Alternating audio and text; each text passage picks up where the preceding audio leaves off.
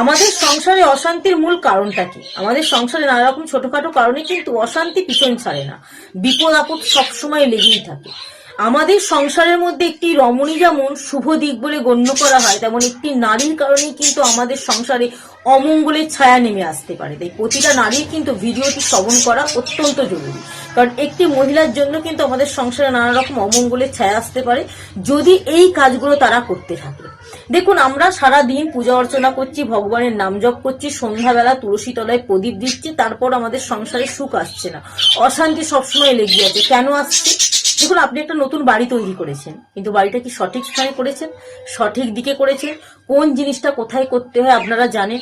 জেনেই কিন্তু এই কাজটি করা উচিত, কারণ এই কাজগুলো যদি না জেনে করেন তাহলে আমাদের সংসারে নানা রকম অশান্তি কিন্তু লেগে থাকতেই পারে। অনেক মহিলারা কি করে, উত্তর দিকে মুখ করে রান্না করে, কিন্তু উত্তর দিকে মুখ করে যদি রান্না করেন সেই খাবার খাওয়া কিন্তু অশুভ বলে মনে করা হয় পরিবারের প্রত্যেকটা ব্যক্তির জন্য। তাই উত্তর দিকে মুখ করে রান্না করবেন না। যদি পূর্ব দিকে মুখ করে রান্না করতে পারেন খুব শুভ বলে মনে করা, এতে কিন্তু মা অন্নপূর্ণা দেবীর আশীর্বাদ আপনার খাবারের মধ্যে পড়ে। তাই পূর্ব দিকে রান্না করে যদি আপনি সকলকে খেতে দিতে পারেন সেই খাবার কিন্তু খুব শুভ বলে মনে করা হয়। কিন্তু উত্তর দিকে মুখ করে ভুল করেও রান্না করবে না। উত্তর দিকে ছাড়াও যদি আপনি অন্যদিকে মুখ করেও রান্না করতে পারেন সেটাও কিন্তু শুভ বলে মনে করা হয়। তাই পূর্ব দিকে মুখ করে রান্না করাটা অত্যন্ত শুভ বলে মনে করা হয়। এছাড়াও অনেক মহিলা দেখবেন শোয়ার ঘরে জুতো পরে প্রবেশ করে। শোয়ার ঘরে জুতো পরে প্রবেশ করা উচিত না। অনেক মহিলা কি করে, সিঁড়ির ঘরটাকে রান্নাঘর হিসাবে ব্যবহার করে, কিন্তু সিঁড়ির ঘরে রান্না করাটা কিন্তু অত্যন্ত অশুভ বলে মনে করা হয়। কারণ যে ঘরে আপনি রান্না করছেন সেটা হচ্ছে সেই ঘরের মধ্যে কিন্তু মা অন্নপূর্ণা দেবী বসবাস করছে। আর সিঁড়ির ঘরে যখন আপনি রান্না করছেন, সেই সিঁড়ির উপর দিয়ে যখন কোনো ব্যক্তি ছাদে উঠছে বা উপরে উঠছে, তার মানে মা অন্নপূর্ণা দেবীর ওপর দিয়ে কিন্তু আপনারা ওপরে উঠছেন। এতে কিন্তু মা অন্নপূর্ণা দেবীর আশীর্বাদ আপনি পাবেন না। তাই সিঁড়ির ঘরে রান্না ভুল করেও করবেন না। এতে কিন্তু মা লক্ষ্মী দেবীর আশীর্বাদ তো আপনি পাবেন না, অন্নপূর্ণা দেবীর আশীর্বাদের থেকে অভিশাপ কিন্তু আপনার জীবনে লেগে যেতে পারে। তাই সিঁড়ির ঘরে রান্না করা উচিত না, সিঁড়ির ঘরে বসার স্থান করা উচিত না। সিঁড়ির ঘরে কোনো জিনিস, যেমন রান্নার সামগ্রী, হলুদ, নুন, লবণ, এছাড়া রান্নার আরো যে সমস্ত সামগ্রী সেগুলোও কিন্তু রাখা উচিত না। এই কয়েকটি দিক কিন্তু আপনাদের মাথায় রাখতে হবে। অনেকে আবার কি করে বলুন তো, সিঁড়ির ঘরে ঠাকুরের স্থান করে, কিন্তু সিঁড়ির ঘরে ঠাকুরের স্থান করা কিন্তু অত্যন্ত অশুভ বলে মনে করা হয়। সিঁড়ির ঘরে ঠাকুরের স্থান করলে সেই সিঁড়ির উপর দিয়ে প্রত্যেকটা ব্যক্তি ওপরে উঠছে না, অর্থাৎ ঠাকুর ঘরটা যে হয়েছে সিঁড়ির মধ্যে, সিঁড়ির ঘরের মধ্যে, সেই ঠাকুর ঘরের মাথায় পা দিয়ে কিন্তু মানুষ ছাদে উঠছে, অর্থাৎ ঠাকুরকে কিন্তু অপমান করা হচ্ছে। এই কারণে সিঁড়ির ঘরে আপনি কখনোই ঠাকুর ঘর করবেন না। ঠাকুর ঘর করার নিয়ম কোথায়? ঠাকুর ঘর করার নিয়ম হচ্ছে উত্তর পূর্ব দিক, অর্থাৎ ঈশান করে।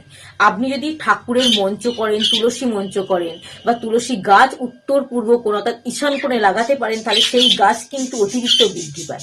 দেখবেন একটা তুলসী গাছ যদি আপনি উত্তর পূর্ব দিকে লাগাতে পারেন, সেই গাছটা এতটা পরিমাণ বৃদ্ধি পাবে, এতটা সুন্দর তরতাজা থাকবে, আপনি তখনই বুঝতে পারবেন ভগবান শ্রীকৃষ্ণ, রাধারানী আপনার সংসারে বসবাস করছে। কিন্তু যদি আপনি উত্তর পূর্ব কোণ করে না লাগান, অন্যদিকে লাগান, তাহলে কিন্তু সেটা অশুভ বলে মনে করা হয়। তাই ভুল করেও আপনি উত্তর পূর্ব কোণে রান্নাঘর করবেন না, বাথরুম করবেন না। এটা কিন্তু অশুভ বলে মনে করা হয়। শুধুমাত্র এই উত্তর পূর্ব কোণ করে ঠাকুর ঘর বা তুলসী মঞ্চ করাটা শুভ, কারণ এটা হচ্ছে ভগবানদের দিক। এই দিক দিয়ে কিন্তু ভগবানরা আসা যাওয়া করে, সেই কারণে কিন্তু ওই দিকটা করে রান্নাঘর বা বাথরুম করা অত্যন্ত অশুভ বলে মনে করা হয়। অনেক ব্যক্তিরা কি করে দেখবেন, যেখানে আপনারা বেসিন রাখেন, হাত মুখ ধোন, সামনে একটা আয়না লাগিয়ে রাখেন।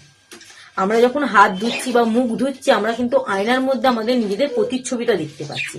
এটা কিন্তু খুব অশুভ, কারণ হাত ধোয়ার সময় বা মুখ ধোয়ার সময় তখন কিন্তু আপনার মুখটা আয়নার মধ্যে দেখাটা অশুভ। মেশিনে হাত মুখ ধোয়ার সময় যখন আয়নাতে আপনি আপনার প্রতিচ্ছবি দেখবেন, তখন কিন্তু আপনার মধ্যে অলক্ষ্মী দেবী প্রবেশ করবে, আর অলক্ষ্মী দেবী আপনার মধ্যে প্রবেশ করা মানে আপনার সংসারে কখনো সুখ শান্তি থাকবে না, অর্থাৎ অশান্তিতে আপনার সংসার ভরে যাবে। এই কারণে কিন্তু ভুল করেও আপনি এই বেসিনের সামনে বা বাথরুমের মধ্যে আয়না লাগাবেন না। এছাড়াও অনেকে দেখবেন বাড়ির মধ্যে এই কয়েকটি গাছ লাগায়। কোন কোন গাছ লাগানো বাড়ির মধ্যে অশুভ জানেন? হাজারি গোলাপের গাছ, সাদা জবা ফুলের গাছ, কালো গোলাপের গাছ, লিচু গাছ, এই কয়েকটি গাছ যদি আপনি আপনার বাস্তুর মধ্যে বসান, এটা কিন্তু অশুভ বলে মনে করা হয়। এই সাদা ফুল দর্শন করে যদি কোনো ব্যক্তি যে কোনো কাজে যায় বা শুভ কাজে যায়, তাহলে কিন্তু সেই কাজ বিফলে চলে যায়। তাই আপনি আপনার বাড়ির মধ্যে হাজারি গোলাপের গাছ, কালো গোলাপের গাছ, সাদা গোলাপের গাছ, সাদা জবা ফুলের গাছ, এমনকি লিচু গাছ, এই কয়েকটি গাছ লাগানো থেকে বিরত থাকবেন। এবং আপনি আপনার বাস্তুর মধ্যে উত্তর পূর্ব দিক অর্থাৎ ঈশান কোণে কখনো তাল গাছ লাগাবেন না। এই তাল গাছ লাগানোও কিন্তু অশুভ বলে মনে করা হয় আপনি আপনার বাস্তুর মধ্যে। এছাড়াও আমরা আমাদের সদর দরজা মানে মেন দরজার সামনে কিন্তু জুতো খুলে রাখি, ঝাড়ু রেখে দিই, কিন্তু জুতো এবং ঝাড়ু মেন দরজার কাছে রাখা কিন্তু অশুভ বলে মনে করা হয়। দেখবেন অনেকে যখন নতুন বাড়ি তৈরি করে বাড়ির মধ্যে জুতো ঝুলিয়ে রাখে, কিন্তু এই জুতোই যদি আপনি সদর দরজায় খুলে রাখেন বা ঝাড়ু যদি আপনার সদর দরজার সামনে রাখেন, তাহলে কিন্তু এটা অশুভ বলে মনে করা হয়। এই ছোটখাটো জিনিসগুলো, যেগুলো খুবই ছোটখাটো, আমরা জানলে কিন্তু আমরা কখনোই এইগুলো আমাদের সংসারে করব না, কিন্তু না জানার কারণে আমরা কিন্তু এগুলো করে ফেলি এবং আমাদের সংসারে বিপদ কিন্তু আস্তে আস্তে নামতে থাকে। সেই কারণে কিন্তু অবশ্যই ভিডিওটি যারা মনোযোগ দিয়ে শুনেছেন অবশ্যই জানতে পেরেছেন।